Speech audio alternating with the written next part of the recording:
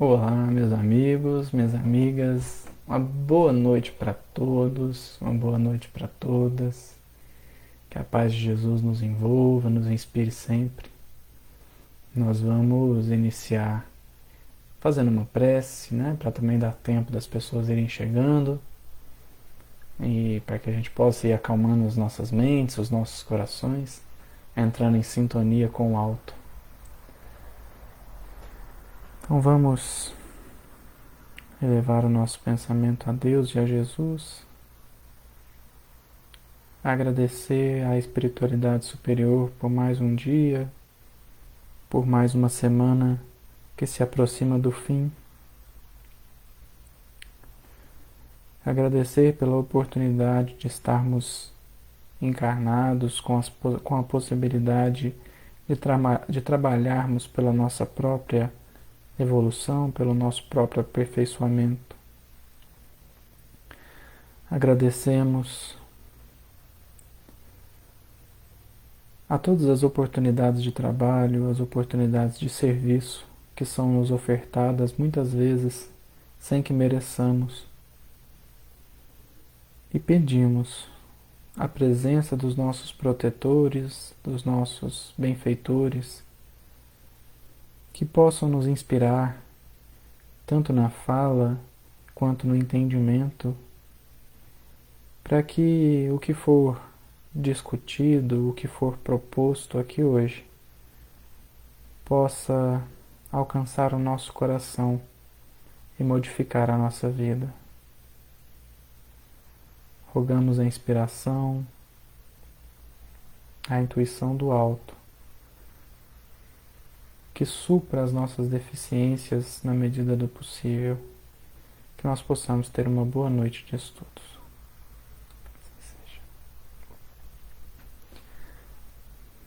Então, meus amigos, uma boa noite mais uma vez para todos, né? Só me confirmem se o áudio está bom, se está tudo certo. Boa noite, meu querido William. Boa noite, Silvana. Eu tenho que dar uma boa noite especial pro William, gente, senão eu fico. Senão o meu WhatsApp vira uma bagunça, né? Igual com o Daniel. Bom, pessoal, o tema hoje que nós separamos, a gente teve até uma certa dificuldade de. Obrigado, Silvana. A gente teve até uma certa dificuldade de resumir, né, aquilo que nós gostaríamos de abordar aqui hoje,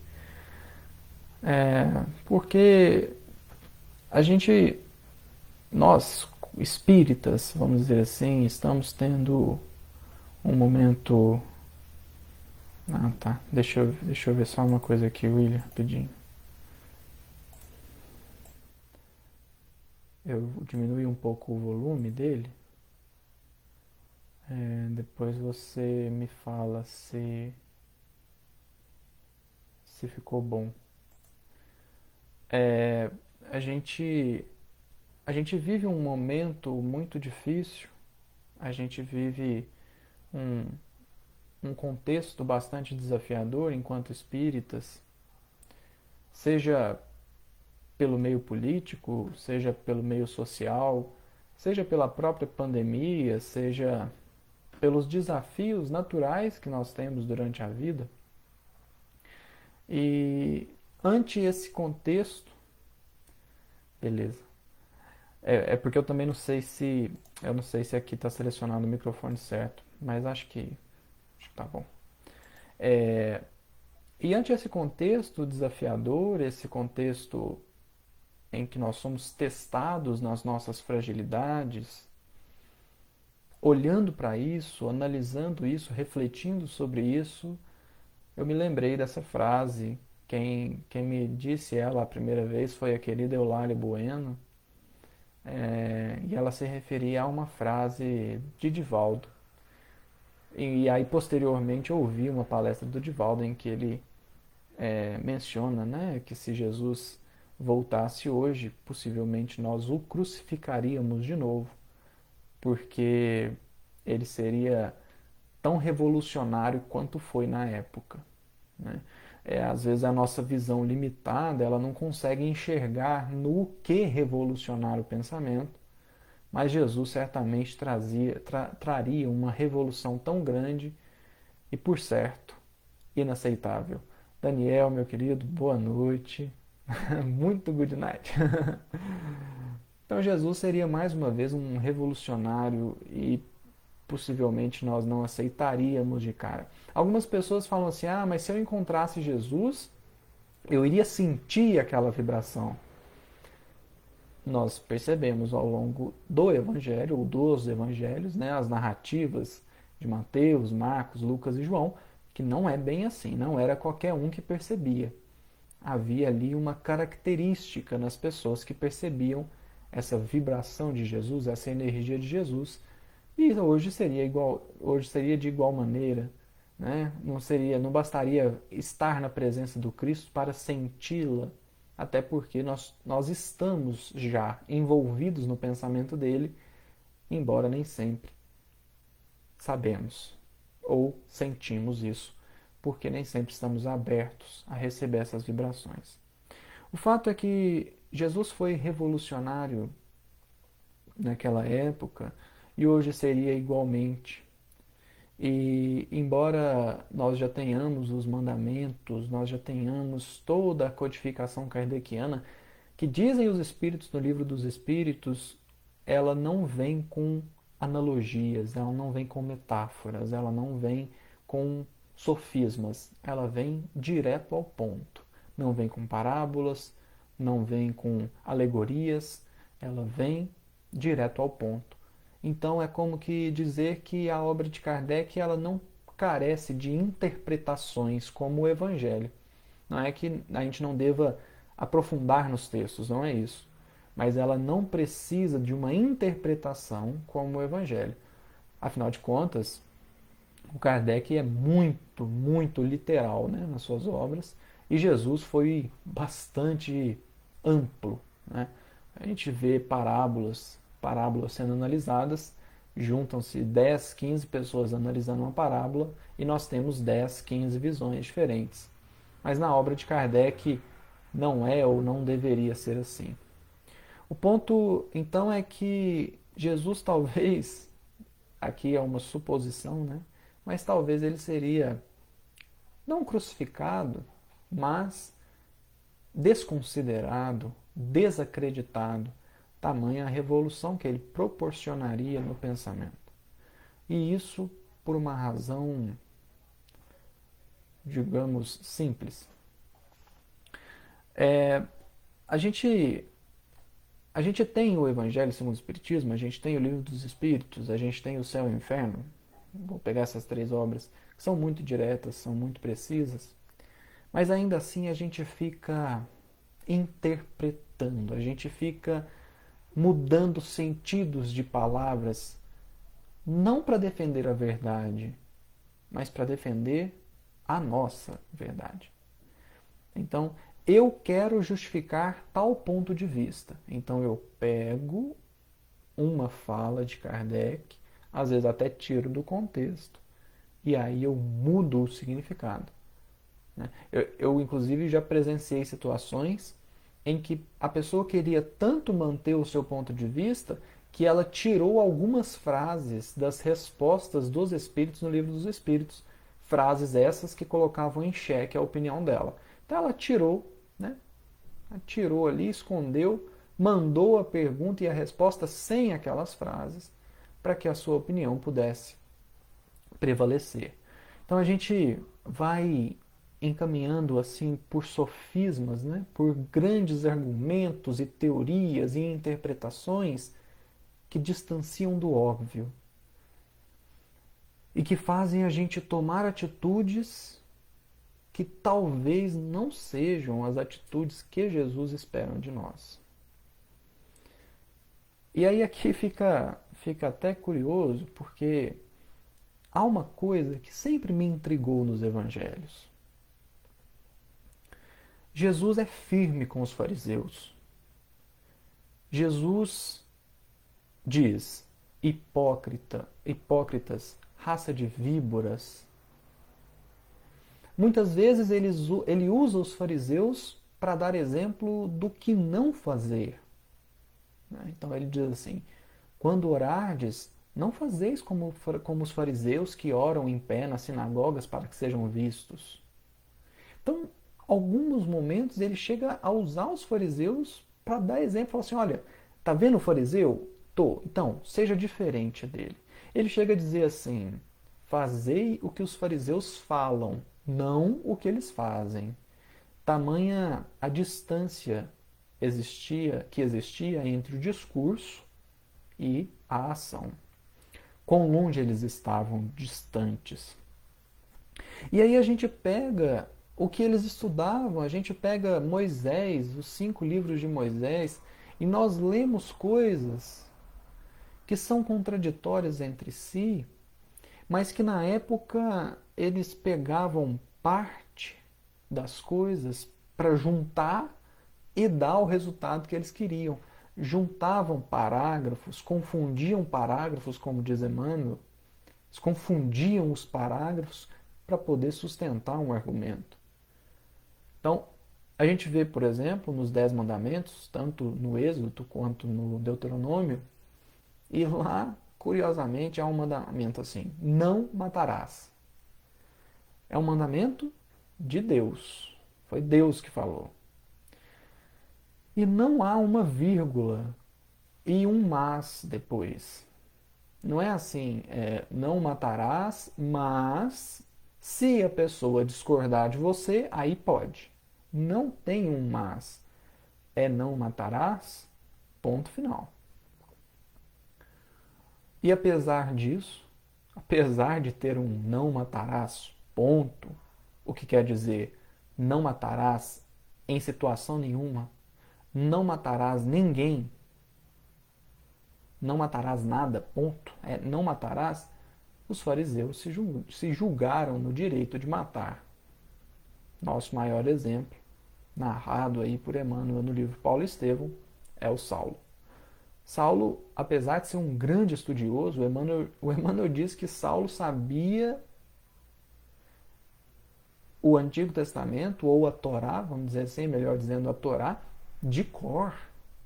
De cor. Sabia tudo. E não obstante o mandamento não matarás, ele se julgou na posição de quem poderia matar. Também há no livro de Levítico, por exemplo, a fala: amarás o teu próximo como a ti mesmo. Ponto final. E aí eles vão ler esse próximo. E há uma discussão na época. Uma discussão bastante interessante. Porque há uma pergunta que começou a ser feita, e não é de agora, uma pergunta feita na época, às vezes muito antes de Jesus, um estudo assim: o que é preciso fazer para ser salvo? Estudando a Torá, eles concluíram, e aqui eu estou resumindo um pouco, mas eles concluíram que havia uma vida depois desta vida. Deveria existir, porque se não existisse, Abraão, Isaac e Jacó estavam mortos já. Então, que Deus é esse? Deus é um Deus de mortos? E aí Paulo vai dizer: não, Deus é um Deus de vivos. Essa é uma conclusão que eles chegaram. Bom, e se Deus é um Deus de vivos, ora, então deve existir uma vida depois dessa, porque senão a Torá não faz sentido. E aí eles começam a estudar. Mas o que eu preciso fazer para que depois dessa vida eu esteja num bom lugar, ou que eu herde uma vida boa, que eu tenha uma vida boa depois daqui? Olham para a Torá, em toda a Torá, há em torno de 617 mandamentos, algo assim, 630, 617 mandamentos, não me lembro bem.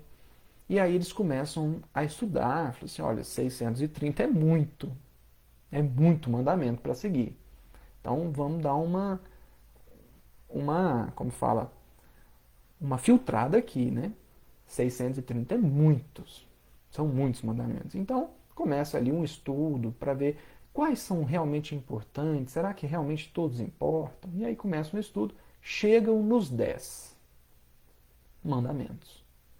Assim, olha, os 10 mandamentos dá origem a todos os outros, então siga os 10. Basta. Um estudo mais aprofundado propôs: siga 2 mandamentos. 2. Mas era uma teoria que não era tão aceita assim. Quais 2 mandamentos? Amarás a Deus sobre todas as coisas, de toda a tua força, de toda a tua sabedoria, e ao próximo como a ti mesmo. Isso foi a conclusão deles, não foi Jesus que trouxe isso. Jesus confirmou isso. Né? E aí a gente vê, por exemplo, na parábola do bom samaritano, o doutor da lei querendo testar, por isso que é um teste para Jesus. Fala assim, vamos ver o que ele fala. Porque a gente está numa discussão aqui que está chegando em 2 mandamentos. Vamos ver o que ele fala. E aí, o doutor da lei pergunta para Jesus: Mestre, e aí já tem a ironia, né? Mestre, o que devo fazer para herdar a vida eterna? E aí Jesus rebate, né? O que está escrito na lei e como lês? Jesus, muito inteligente aqui, porque era óbvio que o doutor da lei havia de saber. Ele era um doutor da lei, se ele não soubesse, seria vergonhoso para ele. Então ele responde. Ele responde e fala os 2. Apenas os 2. Ele não fala os 10. Nem os 630, graças a Deus. Ele fala os 2. Amarás a Deus sobre todas as coisas e ao próximo como a ti mesmo. E Jesus confirma. Certo. Está confirmado ou está bem proposto. São realmente os 2 mandamentos, amarás a Deus sobre todas as coisas e ao próximo como a ti mesmo. E aí então eles começam uma outra discussão. Embora estivesse muito claro, amarás a Deus sobre todas as coisas e ao próximo como a ti mesmo, isso está muito claro. Jesus não mudou isso, Kardec não mudou isso, ou seja, está muito claro. Quem é o meu próximo? Aí Jesus conta, essa é a pergunta que o doutor Dalí faz para Jesus: quem é meu próximo? E aí Jesus conta a parábola do bom samaritano. E ele narra que um samaritano, ou seja, alguém que os doutores da lei detestavam, foi capaz, detestavam, né? Foi capaz de ajudar uma pessoa sem saber a origem dela, porque ela estava inconsciente, sem saber cidadão de onde que ele era, sem saber nome, sem saber nada, porque ele estava inconsciente, seminu e foi agredido. Então o seu rosto estava deformado, não tinha vestes que pudessem identificá-lo e não havia como falar com ele. Ou seja, o, o personagem central da parábola do bom samaritano é alguém não identificável. Não dá para identificar quem é. O que Jesus fala com isso? Faça o bem sem olhar a quem. E essa parábola de Jesus resolve um grande enigma que os doutores da lei caíram depois de chegar na conclusão que só era preciso seguir os 2 mandamentos. Qual é o enigma? Quem é o meu próximo? É a pergunta que o doutor da lei faz para Jesus e Jesus responde: o seu próximo é qualquer um. Qualquer um. O seu próximo é o seu inimigo, o seu próximo é a pessoa que te estressa, o seu próximo é a pessoa que está dentro da sua casa, o seu próximo é a pessoa que você encontra na rua, o seu próximo é a pessoa que você, de certa forma, convive.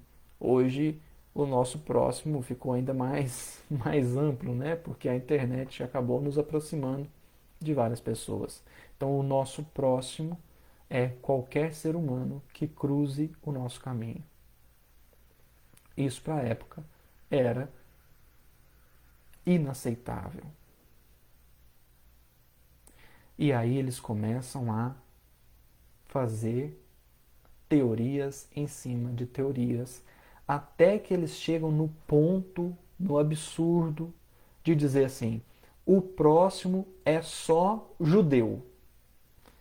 Judeu da Judéia aqui. Se for da Samaria, não pode não. E aí, olha que coisa.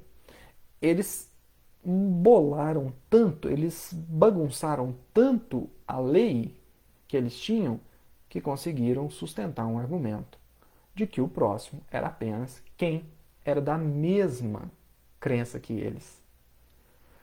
Aí por isso que no Evangelho de Mateus, Jesus vem e fala assim, olha, se você amar apenas aqueles que te amam, se você se dá bem apenas com aquele que concorda com você, o que você está fazendo diferente dos fariseus?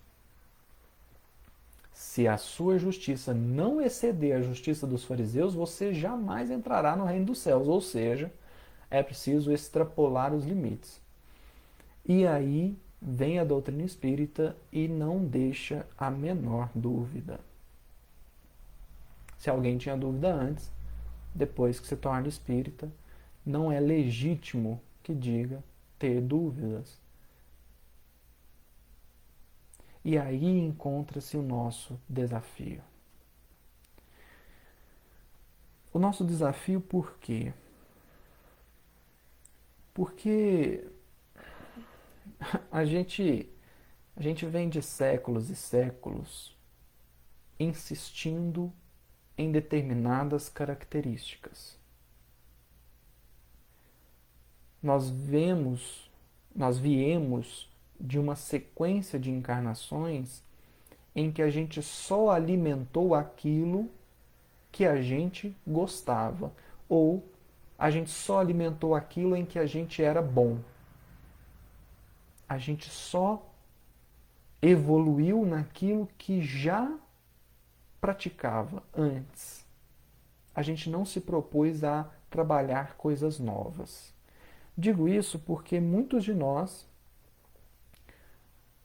estamos aqui hoje, no planeta Terra, encarnados, no século XXI, porque cometemos vários e vários excessos em encarnações pretéritas. E o que é excesso? Excesso é quando você ultrapassa o limite em determinada área. Então, se nós cometemos vários excessos, excessos nos relacionamentos, excessos na política, no poder, excessos dentro da igreja, nós cometemos vários excessos. E aí nós encarnamos predispostos a continuar nos excedendo naquilo que nós já viemos. É um hábito. É um hábito. Então, eu tenho um hábito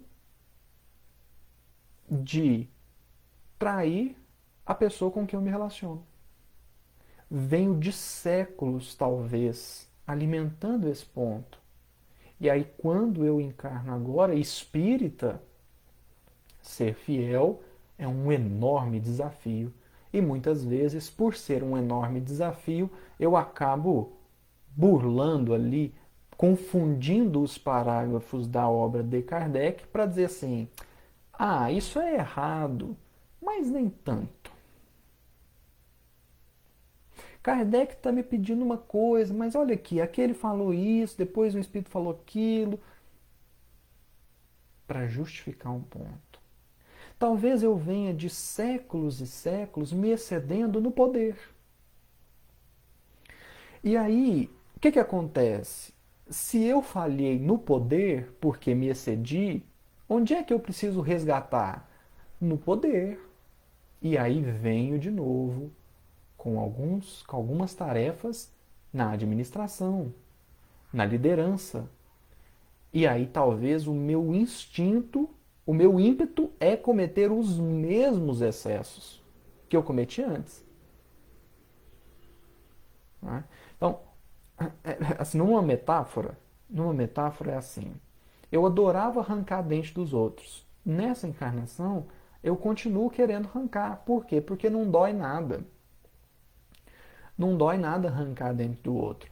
Cometer o excesso, nem sempre a consequência vem nessa encarnação. Às vezes vem na encarnação posterior.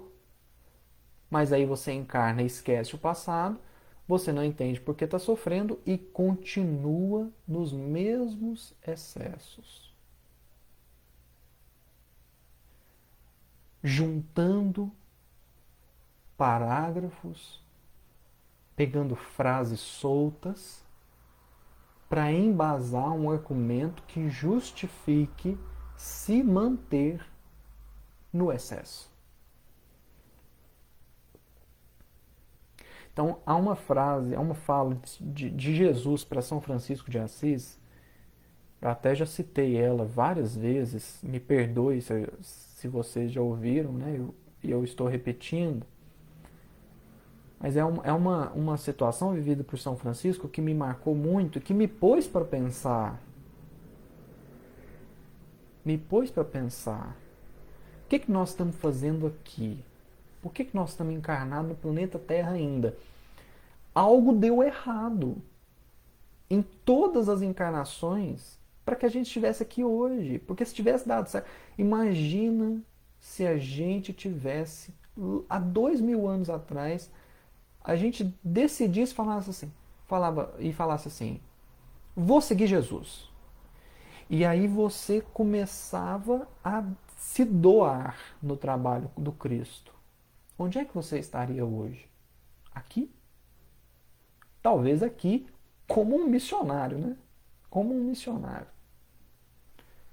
Mas nessas condições que estamos hoje, acho que não. Desconfio que não. Se estamos aqui nas condições que estamos hoje, do jeito que estamos hoje, lutando contra nós mesmos numa guerra árdua de autotransformação e autossublimação, é porque algo que nós viemos fazendo nos séculos não deu certo. Os excessos cometidos não nos levaram a bons lugares. É preciso mudar os excessos. Pelo menos, né? Nosso anjo de guarda deve virar e falar assim, faça pelo menos um erro diferente, né? Tem 300 anos que você está cometendo o mesmo erro. 1000 anos no mesmo erro. Comete um erro diferente. Então a fala de Jesus para São Francisco me marcou muito nesse pensamento. Por que eu estou aqui hoje? Por que eu não estou em planetas melhores? Ou por que eu não estou, por exemplo, ao lado de Bezerra de Menezes? Trabalhando. Né? E aí a fala de Jesus para São Francisco é assim. São Francisco estava bastante atordoado por conta, ele estava ali no início da sua transformação, no início da sua mudança interna, de abrir mão de coisas, às vezes de pessoas, às vezes de circunstâncias, por amor a Cristo. São Francisco estava no caminho dessa transformação, porque às vezes a gente acha que ele se transformou de uma hora para outra. Não, levou tempo.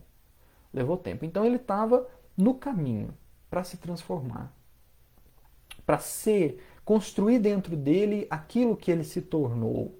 Então ele ia assim, se acostumando com aquela vida na rua, com aquela vida abandonada, aquela vida solitária. E muitos foram os que tentaram dissuadir São Francisco desse plano. E aí eles foram falando, até que São Francisco começou a acreditar neles, porque eles falaram assim para São Francisco: olha, se você continuar nessa ideia maluca, você vai se tornar como aquela senhora que tem aquela deficiência ali. E aquela senhora, com uma tal deficiência, provocava em São Francisco uma angústia, uma repulsa muito grande. E aí São Francisco fica desesperado, conta-se que ele fica obsediado com aquela ideia e aquilo não sai da cabeça dele, ele fica pensando.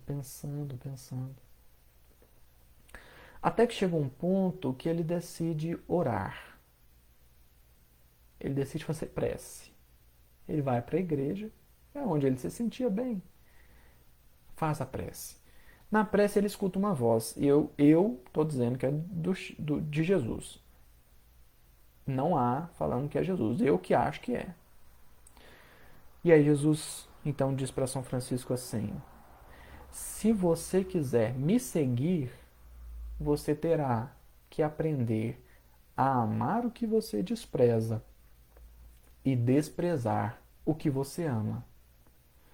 Se você não aprender a gostar do que você não gosta e deixar de gostar do que você gosta, você não conseguirá me seguir. É claro que essa frase ela não pode ser tomada ao pé da letra em todas as situações, né? Porque, por exemplo, eu odeio cigarro, então eu vou ter que aprender a gostar de cigarro. É claro que não, né? Mas é uma situação interna, como a nos dizer assim, o que dentro de você hoje que você não gosta de mexer? O que dentro de você que você não gosta que falem? O que dentro de você que te causa incômodo? É isso que você precisa trabalhar. Porque aquilo que você é bom, você já é bom. Então, eu sou um ótimo interpretador de texto. Eu, eu consigo fazer referências, linkar referências, aprofundar no sentido das palavras, ler nas entrelinhas. Então, o que Jesus está pedindo de mim não é que eu continue me aprofundando nisso, mas é que eu me atente a vivenciar aquilo que já cabe dentro da minha cabeça. Esse é um ponto desafiador para que eu comece a perceber aquilo que eu não gosto ou aquilo que me causa incômodo. É isso que eu preciso mexer. É ali que eu preciso atuar. Então, por exemplo, eu não gosto quando uma pessoa fica perguntando a cada 5 minutos o que eu estou fazendo. Não gosto. Não estou falando que está errado, não. Só estou falando que isso reflete algo em mim que precisa ser modificado. Então, a pessoa que está perguntando a cada 5 minutos o que eu estou fazendo, isso me estressa, então preciso ver como é que eu estou me relacionando com essa pessoa. Por que ela está tão carente assim? Será que eu não estou demonstrando para ela o suficiente que eu me importo? Será que eu não estou mostrando o suficiente que ela está se excedendo, que eu preciso de mais espaço? Por que eu estou dando asa para o estresse, ao invés de conversar com a pessoa? Fala assim, não, porque conversar é muito chato. Fala, então achamos o ponto. Talvez fale assim, eu adoro estudar. Eu, por exemplo, adoro, eu tenho paixão por estudar. Se eu fosse rico, seria um problema, porque eu ia ficar muito tempo estudando. Mas talvez o convite do Cristo, para mim e para todos nós aqui que gostamos de estudar, que gostamos de interpretar, não é tanto que a gente continue nisso. A gente precisa estudar, não estou dizendo que não precisa, mas a gente, mais do que estudar, a gente precisa viver. Isso é clichê, isso todo mundo fala. A questão é, por que a gente ainda não vive o que a gente fala? O que nós estamos fazendo? Ao que nós estamos dando tanto enfoque que está nos desviando do propósito? E aqui eu me lembro de Paulo. Paulo diz assim, eu prossigo para o alvo. Essa fala de Paulo é porque pecado, a palavra, né, pecado ou o verbo pecar é errar o alvo. Então tinha um propósito e eu errei. Desviei do propósito. É o que ele vai trazer de novo na questão 1009 do Livro dos Espíritos. O mesmo Paulo vai dizer assim, quem é com efeito culpado? É alguém que por um desvio, por um falso movimento da alma, vai no contrário do que é proposto. O proposto era tal coisa, mas ele se desviou. Por que se desviou? Porque deu asa aos excessos que já vinha cometendo. Então, talvez aquilo que eu mais goste de fazer não seja a finalidade, do que eu vim fazer. O que eu mais gosto de fazer é o meio para que eu cumpra aquilo que eu vim fazer. Então, eu tenho um certo receio quando a pessoa diz assim: eu nasci para fazer isso. Não. Você nasceu para se tornar alguém melhor do que você já é. Fazer isso é o meio que Deus te deu para que você atinja esse fim. Ah, eu adoro estudar, então eu nasci para estudar. Não.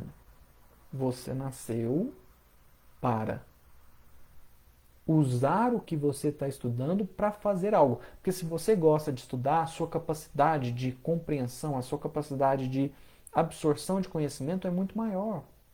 Se você já gosta, se você gosta, muito possivelmente é algo que você já vem trabalhando. Se é algo que você já vem trabalhando, chegou a hora de usar isso em seu favor, porque até hoje tem sido motivo de queda. Então talvez a gente se preocupe com algumas coisas porque é o assunto que a gente gosta. E aí isso desvia o foco. A gente erra o alvo. Peca. É a definição de pecado, errar o alvo. Né? Havia a proposta de se tornar alguém melhor. E o que é se tornar alguém melhor? Aqui também é algo que eu já pude comentar em algumas outras lives. Mas o que é se tornar alguém melhor? É alguém com melhores sentimentos. É alguém que olha para o outro com mais amor. O raciocínio não torna ninguém melhor, essencialmente. O raciocínio, somente como finalidade, ele não torna ninguém melhor. Mas o raciocínio como meio de transformação de sentimentos, aí torna. Então, por exemplo, o raciocínio que me faz perceber que aquilo que me irrita no outro, muito possivelmente, eu tenho dentro de mim. Possivelmente, não é sempre. Mas aquilo que o outro carrega, que eu observo e me irrita, e me desconcerta, e me desequilibra, talvez eu o possua. Esse raciocínio que eu olho para o outro vendo o erro dele, porque ninguém é cego. A gente vê o erro do outro. Mas o raciocínio que me faz buscar o erro do outro em mim me torna alguém melhor. Seja porque daí eu vou começar a trabalhar para melhorar esse ponto, seja porque eu já identifiquei. E o primeiro passo para resolver um problema é saber que ele existe. O que eu quero dizer aqui é porque para nós está muito claro já. Está muito claro. Está muito claro o propósito. Né? A gente não pode, por exemplo, há uma questão no Livro dos Espíritos, a questão 949. Kardec propõe uma situação muito difícil. Ele fala assim: um pai que cometa suicídio, para lavar a honra de um filho, é culpado do ato? Olha que coisa, né? Que situação. Aí eu vi que o meu filho está sendo acusado de alguma coisa e aí eu me mato, seja para tirar o foco, enfim. Aqui, na época, talvez a situação fizesse mais sentido. Mas a resposta dos espíritos, ela é intrigante. Ela é intrigante. Os espíritos dizem assim, ó, o que assim procede, veja bem, aqui nós precisamos ter um cuidado para não confundir os parágrafos. O que assim procede não faz bem, é errado. Suicídio é errado em qualquer situação, em todos os tempos, não é certo. Ninguém nasceu para suicidar. Ninguém nasceu para passar por esse tipo de prova, ou por esse tipo de expiação, vamos assim dizer. Ninguém nasceu, não está na programação reencarnatória de ninguém. E aí, mas olha o que os espíritos vão dizer. O que assim procede não faz bem, mas como pensa que o faz, Deus lhe leva isso em conta, pois que é uma expiação que ele se impõe a si mesmo. A intenção lhe atenua a falta. Entretanto, nem por isso deixa de haver falta. Ademais, eliminai da vossa sociedade os abusos e os preconceitos e deixará de haver desses suicídios. Mas olha que intrigante isso. É um erro. Mas como a pessoa acha que está acertando, que é bom, Deus leva isso em conta. Porque a pessoa já se impôs uma expiação. Sentimento. A intenção. Sentimento. Não é um processo racional. Sentimental. Há uma outra. Aqui é a questão 830 de O Livro dos Espíritos. Kardec está estudando um tema bastante delicado, que é o tema da escravidão. Nós não vamos entrar na questão da escravidão, porque aí a gente precisava fazer uma live, uma transmissão só para isso. Não é o nosso foco aqui hoje. Kardec pergunta assim: quando a escravidão faz parte dos costumes de um povo, são censuráveis os que dela aproveitam? Embora só o façam conformando-se com um uso que lhes pareça natural? Então não está dizendo aqui uma pessoa que abusa dos escravos. É uma pessoa que tem ali, como por exemplo, Lívia tinha a Ana. A Ana era escrava de Lívia, escrava de Públio. Mas a relação entre as duas se tornou uma relação de amizade. Depois você nem vê mais como serva e senhora. Você não vê mais esse tipo de relação. Tamanha a afinidade que havia entre as duas, né? Mas é uma situação, talvez não tanto, né, quanto a de Lívia, mas algo que, pelo menos, não passe pelos abusos e pelos excessos que senhores de escravos cometeram no passado. Olha a resposta. O mal é sempre o mal. E não há sofisma, não há argumentação, não há teoria que faça se torne boa uma ação má. A responsabilidade, porém, do mal é relativa aos meios de que o homem disponha para compreendê-lo. Aquele que tira proveito da lei da escravidão é sempre culpado de violação da lei da natureza. Mas aí, como em tudo, não é comum eles fazerem generalizações. Aqui eles estão fazendo. São poucas as respostas que eles fazem isso. Mas aí, como em tudo, a culpabilidade é relativa. Tendo-se a escravidão introduzido nos costumes de certos povos, possível se tornou que, de boa fé, o homem se aproveitasse dela, como de uma coisa que lhe parecia natural. Entretanto, desde que mais desenvolvida e, sobretudo, esclarecida pelas luzes do cristianismo, sua razão lhe mostrou que o escravo era um seu igual perante Deus. Nenhuma desculpa mais ele tem. O que eu quero dizer aqui? Que nós somos culpados segundo a nossa compreensão do mal. Por isso que eu disse anteriormente que as expiações que nós passamos nessa encarnação hoje são frutos dos nossos excessos, porque quando a gente se excede, a gente sabe que está se excedendo. Quando a gente extrapola o limite do racional, a gente sabe que está se excedendo. Mas acontece que hoje está um pouco mais difícil.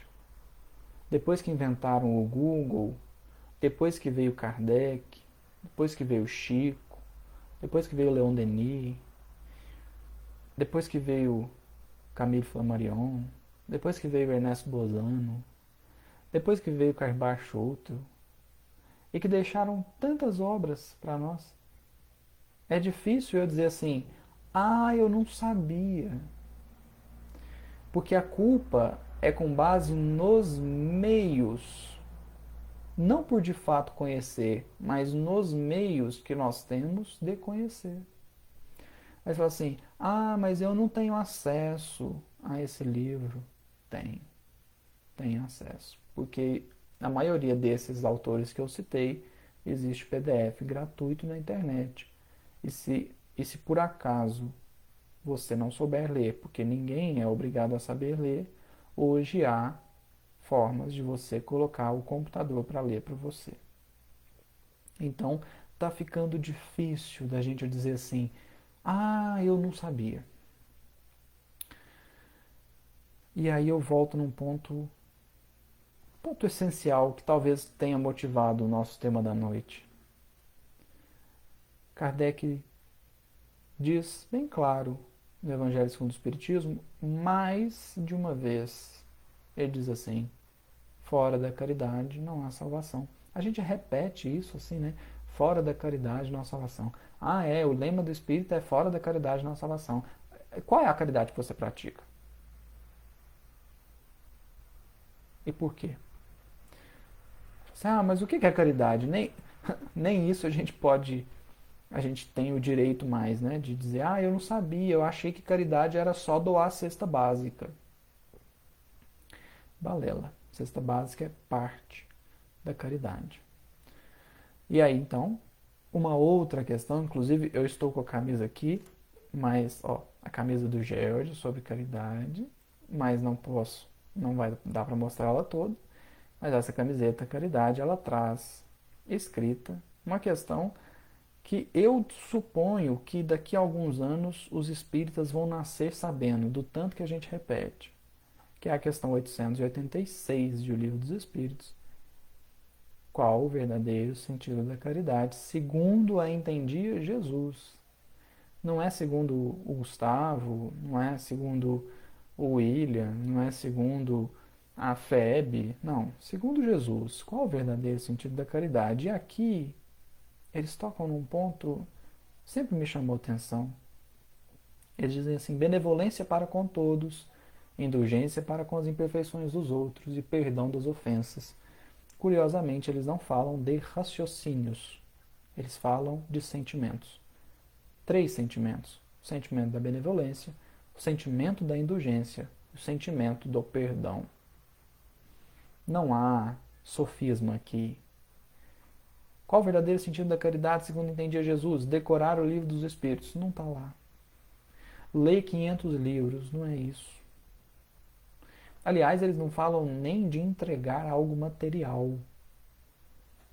Porque a entrega de algo material tem que ser consequência da benevolência que há em mim. Se não for, fez diferença para o outro, mas não fez para mim. Se a doação da cesta básica não é em mim, não é movida pela benevolência que há dentro do meu coração, ela foi vazia. Supriu a necessidade do outro, é claro, isso é muito bom, mas não supriu a minha. Então, na questão 886, eles falam de sentimentos, benevolência, indulgência. Aí você fala assim: mas indulgência, mas eu não devo denunciar o mal, eu não devo expor o mal. São Luís é muito claro, camisa linda. O São Luís é muito claro no Evangelho segundo o Espiritismo. Você deve expor o mal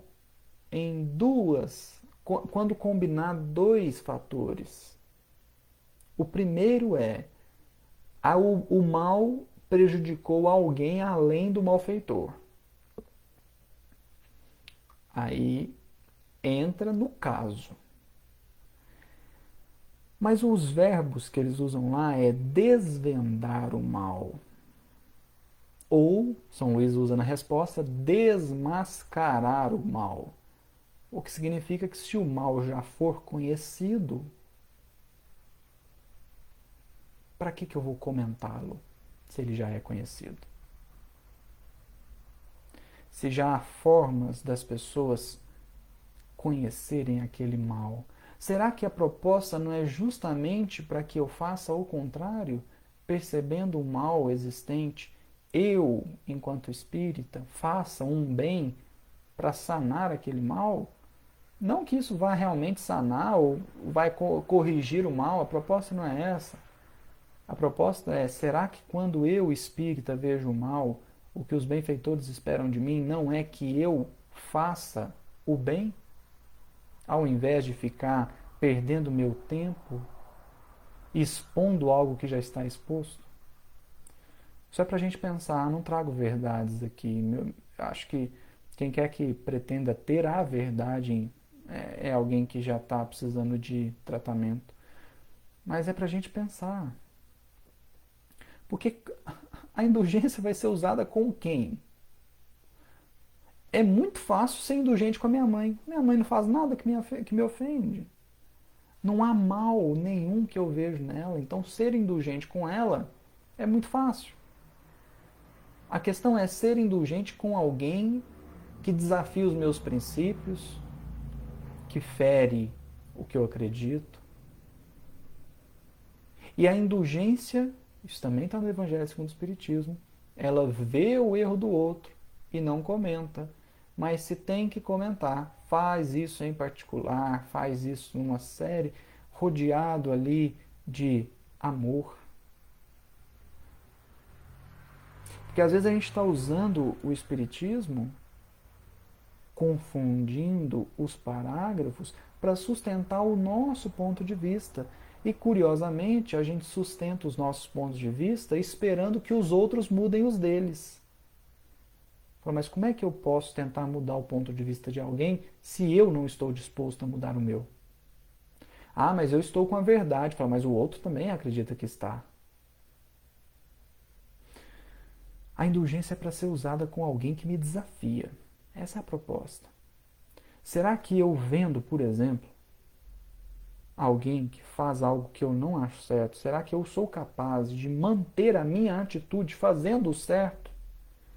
Porque se todo mundo fizesse isso, a humanidade seria muito melhor.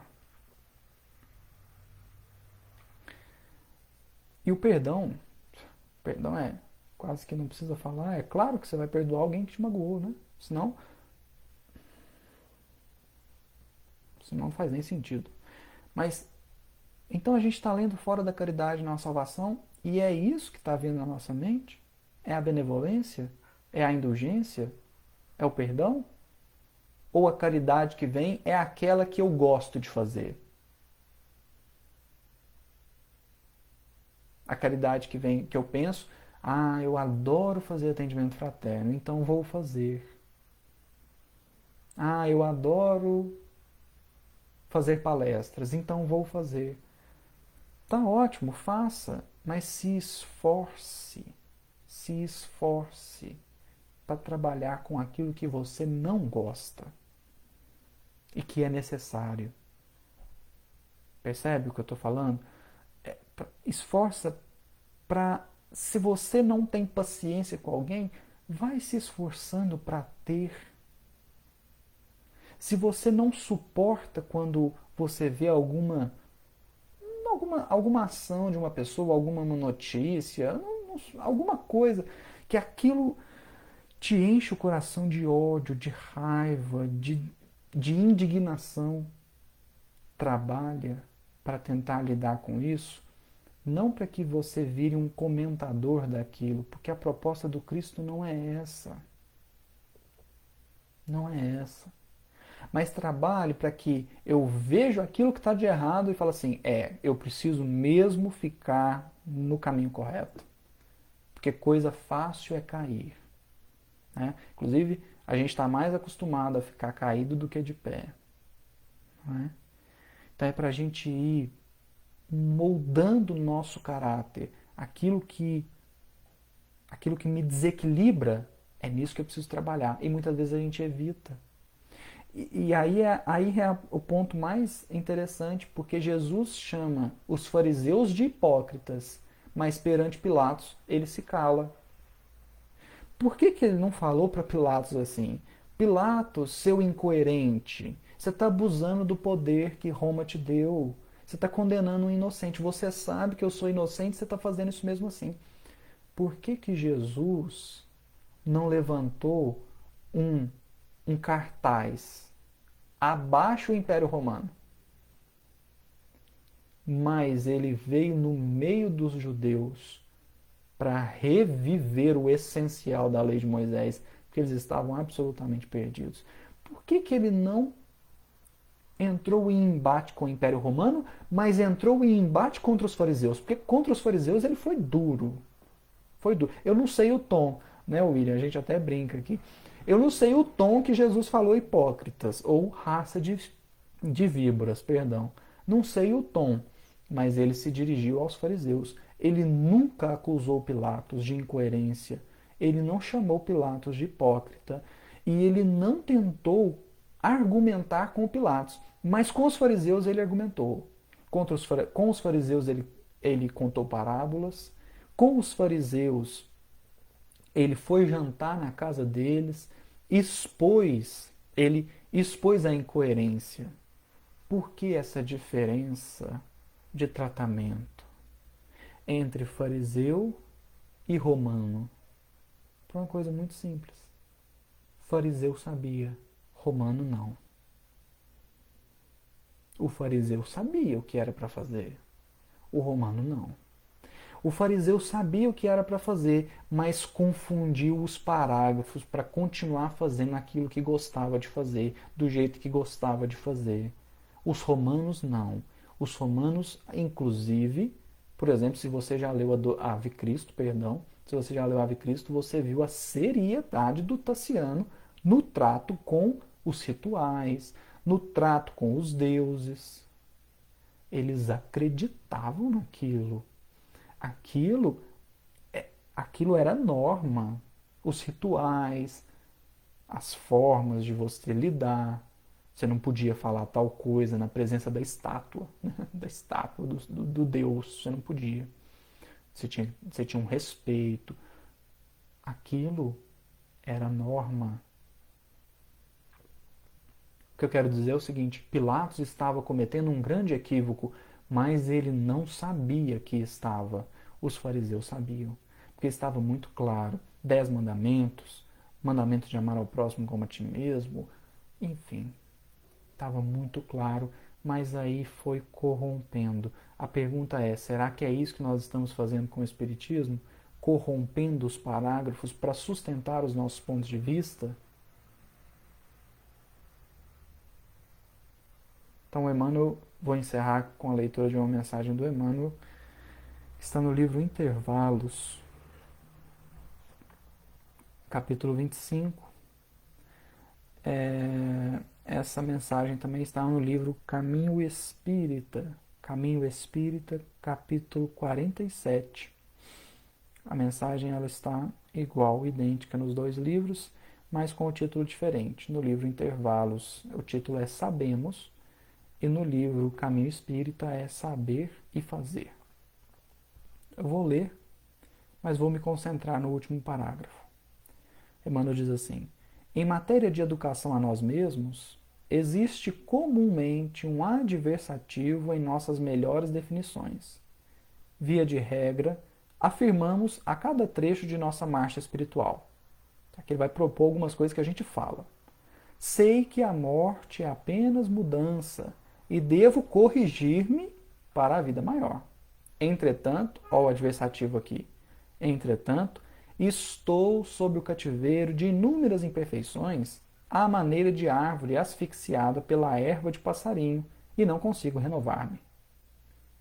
Sei que é necessário praticar o bem, para que o mal não me ensombre as horas. Todavia, por mais que me esforce, não chego a vencer a preguiça que me entorpece. Sei que é urgente estudar, melhorando conhecimentos, a fim de entender os desafios do mundo e solucioná-los com segurança. Contudo, não tenho tempo. Sei que é minha obrigação abraçar as boas obras que as circunstâncias me indicam, em proveito da minha felicidade, mas receio entrar em choque com as opiniões alheias. Sei que é preciso, é a nossa frase trivial, diante do serviço que nos compete. No entanto, habitualmente falha o motor da vontade no momento da ação. Quase sempre perdemos tempo precioso empenhando-nos em saber o que ainda estamos muito longe de aprender. Numa atitude, aliás, muito compreensível, porquanto, desejando saber dignamente, a curiosidade respeitável alenta o progresso. É claro, a gente só chegou no nível de progresso intelectual que nós temos aqui hoje porque teve gente que se esforçou por saber o que não sabia. Mas, aí olha o mas do Emmanuel, se fizéssemos o melhor do que já conhecemos, transferindo ideias e planos superiores das linhas teóricas para o terreno da realização e da prática, desde muito estaríamos guindados à posição de numes apostolares das doutrinas redentoras que apregoamos, adiantando o relógio da evolução terrestre. Como é fácil de anotar, nós todos, coletivamente examinados, criamos muitas dificuldades na Terra, pela ânsia de fazer sem saber. Mas agravamos consideravelmente essas mesmas dificuldades pelo atraso de saber e não fazer. Nós já temos o conhecimento da doutrina espírita. Já está aí para nós. A gente já sabe da necessidade de criar ou de alimentar a benevolência que está no nosso coração. É um processo. Eu não estou dizendo que amanhã a gente vai estar fazendo tudo certo, não. É um processo. Mas precisa ter começo. Então eu preciso, às vezes, me frear, me educar. Né? Como o Emmanuel diz aqui, na educação de mim mesmo. Eu vou me freando. Então eu tenho um ímpeto de dizer tal coisa. Mas essa tal coisa, embora seja verdade, ela vai ser, como o André Luiz fala, né?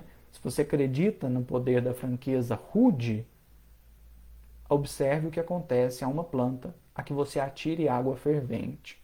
O problema não está na água, o problema está na temperatura que ela foi jogada.